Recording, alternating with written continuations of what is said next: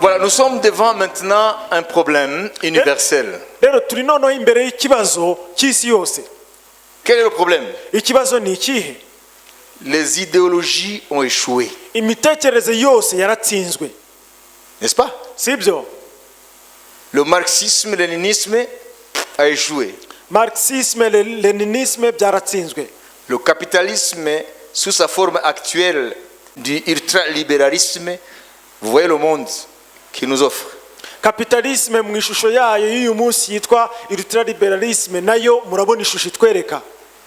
Avec les multinationales Na biriya bigo by'imari bikomeye qui exploitent tout sur la terre. bikoresha ibintu byose uko byiboneye ku isi. Ils ont des bateaux immenses dans les océans Urugero bafite amato manini cyane mu nyanja qui pêchent tout, même les petits poissons. bishobora kuroba amafi yose n'udufi tukiri dutoya. Il y a des espèces qui ne sont plus là. Nuvuga ngo hari amoko y'amafi atakibaho. Une pêche industrielle intensive Ni ukuvuga ngo bararoba mu buryo burenze urugero, parce qu'ils sont dirigés par l'appât du gain. kuko bo ikibayoboye ni inyungu. Ils ne pensent pas aux générations futures. Ntabwo batekereza ngo ese abazaza nyuma yacu bazarya iki. Vous comprenez? Murabyumva? Ça, c'est l'ultralibéralisme Ibyo rero nibyo bita ultraliberalisme, avec le capital mondialisé. nibyo bita capital mondialisé. Voilà, donc Rero nous sommes devant un monde qui est dans l'impasse. turi imbere y'isi idafite igisubizo, Et Dieu attendait. kandi Imana yategereje yuko Maintenant, nous entrons dans ce qui nous regarde, la théologie de l'histoire. ubu noneho tugiye kwinjira mu bitureba teoloji y'amateka. Nous fermons le volet de la philosophie de l'histoire. Dufunze icyiciro cya filozofi y'amateka, N'est-ce pas? sibyo? La philosophie de l'histoire. Filozofi y'amateka. Nous fermons maintenant cette fenêtre. Ubwo iryo dirishya ryo turarifunze. Maintenant, nous ouvrons la fenêtre de la théologie de l'histoire. Ubu noneho dufunguye idirishya rya teoloji y'amateka. Dieu attendait Imana yari itegereje, à ce que les hommes yari itegereje yuko abantu sans Dieu, badafite Imana avec leurs efforts, no kugerageza n'imbaraga zabo zose avec leur idéologie, n'imitekerereze yabo yose, qu'ils se sentent maintenant dans l'impasse, batangira kumva ko nta muti bafite, qu'ils se voient devant l'impasse. babona ko nta nzira bagifite. Les efforts humains Imbaraga z'umwana w'umuntu ne sont pas arrivés à créer un monde harmonieux. ntabwo zabashije kuturemera isi y'ima amahoro. Donc, tous les courants idéologiques, Rero imitekerereze yose yo muri za filozofi, tous les efforts humains, imbaraga zose z'abantu, toutes les découvertes scientifiques ibyo abashakashatsi bavumbuye byose ne sont pas arrivés à créer un monde idéal. ntabwo byabashije kuduha isi nziza. Les idéologies ont échoué. Ab'ibitekerezo bihambaye baratsinzwe. Ça veut dire les idéologies. L'idéologie communiste, l'idéologie capitaliste. Za filozofi twabonye, communisme, capitalisme. Alors aujourd'hui, Rero uyu munsi c'est un monde sans boussole. turi mu isi itagifite icyerekezo. Qu'est-ce qui va prendre le relève? Ese hazakurikiraho iki? C'est ça la grande question. Icyo nicyo kibazo gikomeye. Et nous savons que nous sommes arrivés à la grande histoire. Kandi tubizi yuko turi mu mateka n'inyuguti nkuru. Les histoires nationales, régionales, continentales ont fait place à la grande histoire humaine. Amateka y'ibihugu y'uturere y'umugabane yavanyweho, ubu turi noneho mu mateka y'isi yose. Avec la globalisation, Hamwe n'ibyitwa naho isi isigaye imeze nk'umudugudu, le monde qui est devenu comme un village planétaire. isi yahindutse nk'umudugudu. Alors, qu'est-ce qui va arriver? Rero bizagenda bite? C'est le point crucial que Dieu avait attendu. Icyo nicyo kintu gikomeye Imana yari yarategereje. Parce que Dieu est un Dieu de bonté, un Dieu d'amour, un Dieu qui aime donner à sa créature la liberté. Kuko Imana yacu ni Imana y'ubuntu, ni Imana y'urukundo, ni Imana ishaka guha ibyo yaremye umudendezo. Dieu a créé l'homme libre, Imana yahaye umuntu umudendezo, soit de le servir, wenda wo kuyikorera, soit de lui tourner le dos. wenda wo kuyitera umugongo. Alors les nations ont choisi la deuxième voie. Rero amahanga yahisemo iyo nzira ya kabiri. Les nations ont choisi de mettre Dieu de côté, Amahanga yahisemo gushyira Imana ku ruhande, Dire à Dieu, nous ne te voulons pas. kubwira imana ngo ntago tukigushaka, Nous allons nous en sortir tout seuls. twebwe tuzabyikuramo ubwacu, Nous ne sommes pas des gamins. ntabwo tukiri abana, Nous savons où nous allons. tuzi aho tujya. Quitte la barque. Wowe va mu bwato bwacu, Nous allons prendre le gouvernail. twebwe tugiye gufata vora yabwo. Et Dieu a dit, ok, Hanyuma imana iravuga ngo nta kibazo, moi je vais m'occuper de mon ciel jyewe nzareba ibireba ijuru ryanjye, et je vais faire semblant de vous laisser le gouvernail, hanyuma nzigira nk'aho nabarekeye vora y'ubwato, mais tout en le tenant quand même. ariko nzaguma kubufata. C'est comme un papa qui donne le guidon à son enfant qui est là. Ni nk'umubyeyi uhaye vora umwana, Un guidon. igare, Bicyclette. amahembe y'igare akayaha umwana we, Il fait semblant que c'est l'enfant qui est en train de... noneho akigira nk'aho uwo mwana we ari we utwaye iryo Celui qui gare, prend la direction. akigira nk'aho ari we utwaye ufashe amahembe. Et puis quand ça fait comme ça, Noneho igare ryatangira guta inzira, le père n'attendra pas qu'il tombe. umubyeyi ntabwo azategereza ko uwo mwana agwa, Alors il va prendre la relève. azongera afata ayo mahembe neza. C'est là où l'histoire arrive Aho aujourd'hui. niho amateka ageze uyu munsi. Alléluia. Haleluya. Dieu dans sa sagesse, Imana mu bwenge bwayo il a résumé ça dans deux seuls versets. yabishyize gusa mu mirongo ibiri ya Bibiliya. Les Hegel, Ba les Hegel, Marx, ba Marx, les Kant ba Kant et d'autres historiens, n'abandi banyamateka, d'autres philosophes, n'abandi ba filozofe, les Fukuyama, abitwa ba Fukuyama, et j'en passe. n'abandi.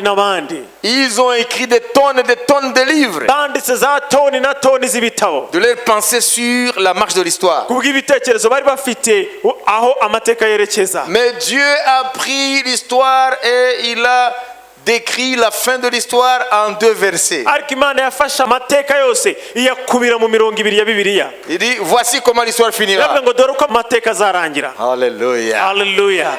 Amen. Amen. Nous allons voir Reka tubibone comment Dieu a prévu uburyo Imana yateganyije que le monde arrivera sur un point où il se trouvait dans l'impasse. aho amateka azageraho abantu batagifite inzira, Où les gens diront, mais on a la science, on a ça, mais ça échoue, ça capote. Le monde est chaotique. aho abantu bazavuga ngo dufite siyanse, dufite ibi n'ibi, ariko byose biratsindwa, isi irimo umuvurungano. Qu'est-ce qui manque pour que l'homme ait le bonheur? Ese ni iki kibura kugira ngo umuntu agubwe neza? Dieu a parlé Imana yaravuze que les nations sans Dieu, ko amahanga adafite Imana, malgré leurs efforts, nubwo yagerageza ate, n'arriveront jamais à construire un monde de paix, nta na rimwe azabasha kubaka isi y'amahoro, de prospérité pour tous. isi iteye imbere kuri buri muntu wese. Ce ne sera ni le communisme, Ntabwo komunisme izabishobora, ni le capitalisme, kapitalisme ntizabishobora, ni aucune autre idéologie, nta nubwo ari indi mitekerereze iyo ari yo yose, ni les efforts des hommes des uns des autres. nta nubwo ari imbaraga z'abantu mu bihe bitandukanye. À la fin, ils se verront vaincus par eux-mêmes. Nyuma bazasanga baratsinzwe, baritsinze bo ubwabo, Qu'ils sont dans un cul-de-sac. bazasanga nta nzira bagifite. C'est aujourd'hui. N'uyu munsi rero Il a dit dans Habakkuk 2:13. yabivuze muri Habakuki ibice bibiri umurongo wa 13. Toi qui as eu la grâce d'être ici. We wagiriwe amahirwe yo kuba hano. Habakkuk 2:13, c'est la situation actuelle des nations malgré notre technologie avancée. Habakuki 2:13 nicyo gihe turimo. Lisons. Reka tuhasome. Uwiteka nyiringabo si utuma abantu bakorera ibizatwikwa n'umuriro n'amahanga akiruhiriza ubusa. Amen. Voici quand l'Éternel des armées l'a résolu. Donc Dieu a résolu que les peuples travaillent par le feu, que les nations se fatiguent en vain. Regarde, l'histoire depuis Adam jusqu'à aujourd'hui, tant d'efforts déployés. Kuva kuri Adamu kugeza uyu munsi imbaraga nyinshi zarakoreshejwe n'abantu pour espérer construire un monde plus fraternel, meilleur, où tout le monde a son beefsteak, où tout le monde a son pain. Bagerageza kubaka isi aho buri wese aguwe neza, buri wese afite ibyo kurya bihagije, où il y a la santé pour tous, aho buri wese afite ubuzima buzira umuze, où il y a un toit pour tous. aho buri wese afite inzu yo kubamo. Mais voilà, aujourd'hui, Ariko reba uyu munsi dans tous les coins de la terre, muri buri bice byose by'isi il y a des peuples qui sont dans la misère. hari abantu bari mu kaga, bari mu bukene La majorité de bukomeye. la population mondiale Abantu benshi bagize iyi si batuye meurt de isi faim, bicwa de n'inzara, maladie. bishwe n'uburwayi, Il est dit que kandi bivugwa ko 99% des ressources de la terre 99% by'ubutunzi by'isi sont entre les mains d'1%. biri mu biganza bya 1% by'abaturage b'isi. Et le 1% hanyuma iyo 1% se partage les 99%. igabanwa na 99%. Et 80% de la population mondiale se dispute le 1% des ressources. Kandi iyo 99% by'abaturage b'isi nibo bari kurwanira ya 1% by'ubutunzi bw'isi. Voilà la situation actuelle. Ibyo rero nibyo bihe turimo. Lorsque les grands se retrouvent à Davos en Suisse, Iyo dans le forum économique, abayobozi b'isi bahuriye i Davos mu Busuwisi, les grands, c'est pas tous, hein. abayobozi bakuru b'isi nk'abakuru b'igihugu abakomeye, Et les chefs des multinationales, noneho na ba bandi bayoboye ibigo by'imari bikomeye, ce sont eux qui représentent le 1%. bo nibo 1% yigabanyije 99% by'ubutunzi bw'isi. Alors que les ressources de la planète Hanyuma kandi ubwo butunzi bw'isi pourraient être en mesure de nourrir 21 milliards de personnes bufite ubushobozi bwo gutunga miliyari 21 z'abantu, si le monde était construit selon les principes de Dieu. iyo isi iba yubakitse mu mahame y'Imana. Voilà le monde actuel. Iyo niyo si turimo, Voilà l'ultralibéralisme. iyo niyo ultraliberalisme turimo. Qu'est-ce que Dieu dit là? Ese Imana hano yavuze ngo iki? Les nations travaillent en vain. Ngo amahanga yiruhiriza ubusa, Ils ont déployé tous les efforts. bakoresheje imbaraga zabo zose, Ils ont suscité des idéologies. bahagurukije imitekerereze za filozofi zitandukanye, Et les peuples ont cru. noneho abantu barabyizera, Ils ont marché dans ces idéologies. bagendera muri izo filozofi, Mais les peuples ont été déçus. ariko amoko yasanze yaribeshye. Avec la chute du communisme en ex-URSS, Hamwe no kugwa kwa komunisme muri URSS ya kera, les peuples qui ont cru au communisme, abantu bari barizereye muri komunisme ils se sont retrouvés après 70 ans d'histoire du communisme. bisanze mu myaka 70 ya komunisme bari bamazemo icyo gihe, Le communisme, komunisme iragwa, iratsindwa. oui, Murabibona, ils ont cru pendant 70 ans. babyizeye imyaka 70. Et voilà, on nous a dit que maintenant, le capitalisme va amener un monde dans une situation harmonieuse, de sécurité pour tous, de pain pour tous, de toit pour tous. Au lieu de cela, c'est la misère. Noneho ubu bari kutubwira ko kapitalisme ari izatuma umuntu agubwa neza, agira aho kuba, agira ibyo kurya bihagije, agira ubuzima buzira umuze. Ariko turi mu kaga. Donc nous sommes dans Habakkuk, Rero turi muri Habakuk, parce que maintenant nous sommes dans la révélation de la fin des temps, telle que Dieu l'a révélée. kuko turi noneho mu buryo Imana ihishura ibihe by'iherezo nk'uko Imana yabihishuye. N'est-ce pas? Sibyo? Amen. Amen. Donc, Rero c'est évident pour tous. ni ibintu bigaragarira buri muntu wese. Ok? Sibyo? Le monde est en panne d'idéologie. Isi nta gitekerezo cyangwa filozofi isigaye yiyoboye uyu munsi. On ne sait pas qu'est-ce qui va remplacer l'ultralibéralisme. Ntabwo tuzi ikizasimbura ultraliberalisme. Hein? Donc Dieu a dit, les nations qui ne veulent pas de moi travailleront jusqu'à épuiser leurs efforts et ils diront, nous n'en pouvons plus. On n'a plus de solution. Un chat dans le chapeau. Ni ukuvuga ngo Imana yaretse abantu bagera aho babura umuti, aho Imana ivuga ngo biruhiriza ubusa, noneho aho niho tugeze. Et puis c'est étonnant. Kandi biratangaje. Écoutez-moi, la chaise de Dieu. Munyumve. Juste après que Dieu ait dit comment les nations vont arriver à la fin, où ils vont épuiser, hein, toutes leurs forces pour bâtir un monde, hein, auquel aspire tout homme.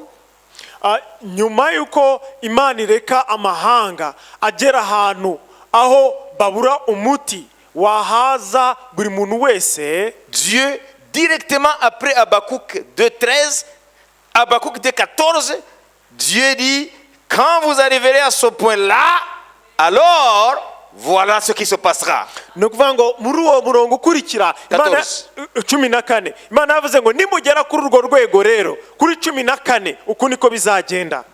Car la terre sera remplie de la connaissance de la gloire de l'Éternel, comme le fond de la mer par les eaux qui la couvrent. kuko isi izakwirwa no kumenya ubwiza bw'Uwiteka nk'uko inyanja y'amazi isendera. Amen.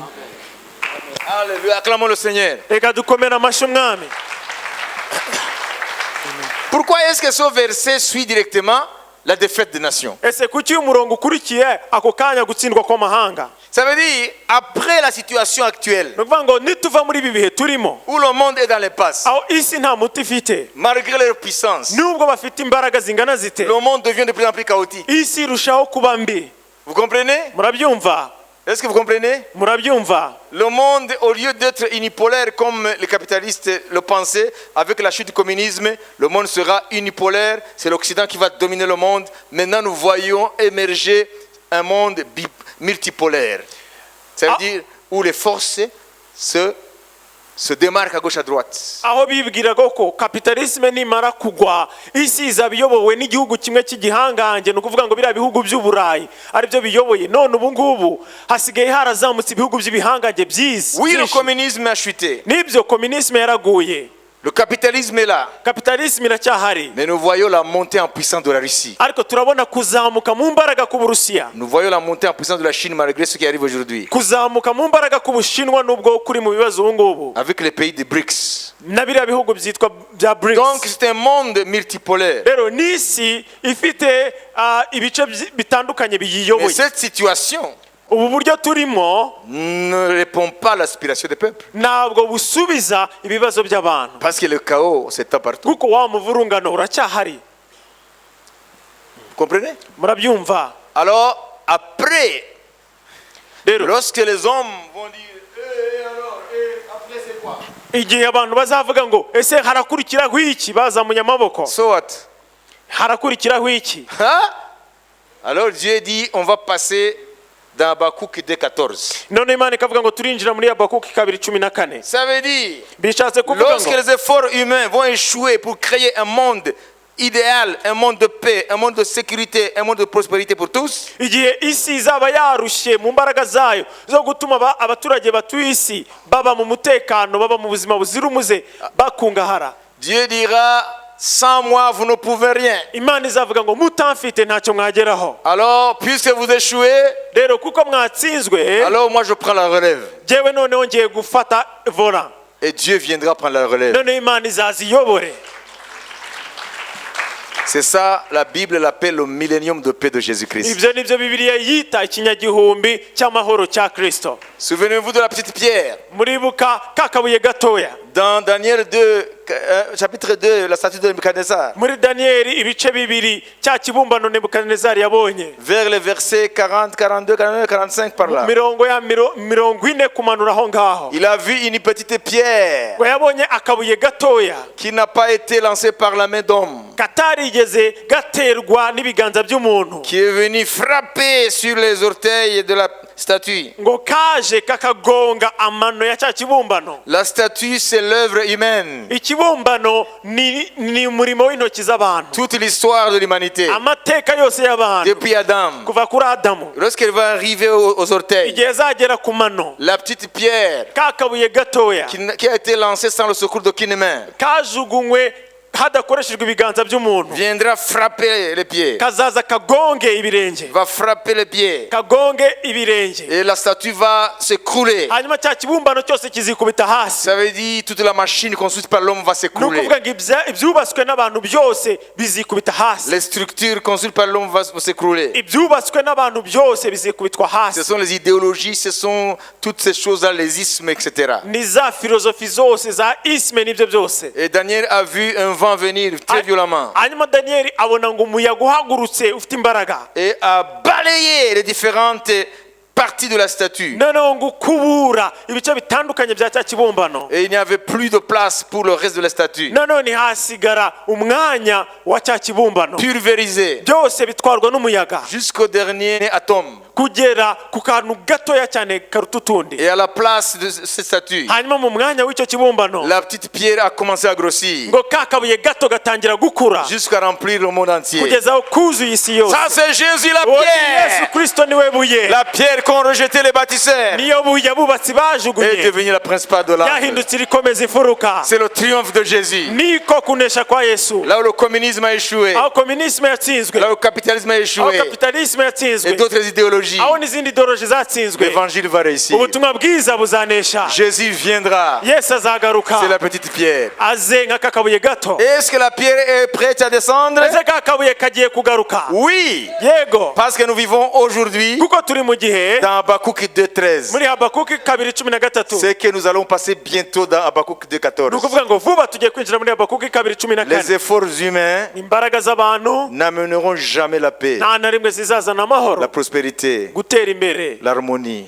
ko abantu bagubwa neza. C'est Dieu lui-même ni Imana ubwayo qui viendra faire izaza gukora ce que les hommes n'ont pas pu faire. ibyo abantu batakoze. Un million de paix. ikinyagihumbi cy'amahoro. Jésus sera Seigneur Yesu azaba umwami, de toute la terre. umwami w'isi yose, Et l'histoire kandi amateka prendra azafata, la dimension azinjira mu rundi rwego, d'une véritable hache. azinjira mu rwego rw'amateka n'inyuguti nkuru. Pas hache des hommes, ntabwo ari hayi abantu, mais hache de Dieu. ni hashi y'Imana. Alléluia. Amen. Et c'est ça l'espérance du chrétien. ibyo ni byo byiringiro by'abakristo, Et c'est ça la finalité de l'histoire. kandi iyo niyo ndunduro y'amateka. C'est ça le devenir de l'histoire. iyo niyo ndunduro y'amateka, Non pas selon la philosophie de l'histoire, sur bidashingiye le plan humain, kuri filozofi y'amateka nk'uko abantu babibona, mais la théologie de l'histoire. ahubwo ni teoloji y'amateka. C'est ça. nibyo C'est ce que Dieu dit. nibyo Imana ivuga. C'est ça la pensée de Dieu sur icyo nicyo l'histoire. gitekerezo cy'Imana ku mateka. Ça échappe aujourd'hui au grand cerveau. uyu munsi abahanga ntibabasha kubisingira, Ça échappe aux grands esprits. abanyabwenge ntibabasha kubisingira, Ça échappe aux grands esprits abanyabwenge ntibabisingira ou aux grandes consciences. cyangwa se abahanga, Mais Dieu l'a révélé aux enfants. ariko Imana ngo yabihishuriye abana bato. Maintenant, ce que le Hegel, uyu munsi ibyo ba Hegel, ce que le Fukuyama, ibyo ba Fukuyama, ce que le Kant, ibyo ba Kant, ce que le Marx, ibyo ba Marx le Engel, na ba Hegel Engel n'a pas pu comprendre. batabashije gusobanukirwa. Marx, Engel et les autres, Marx, Hegel n'abandi, Dieu l'a révélé aux enfants. Imana yabihishuriye abana bato. Qui, nous comprenons twebwe turasobanukirwa ce que ces grands esprits n'ont pas compris. ibyo bari abahanga batasobanukiwe.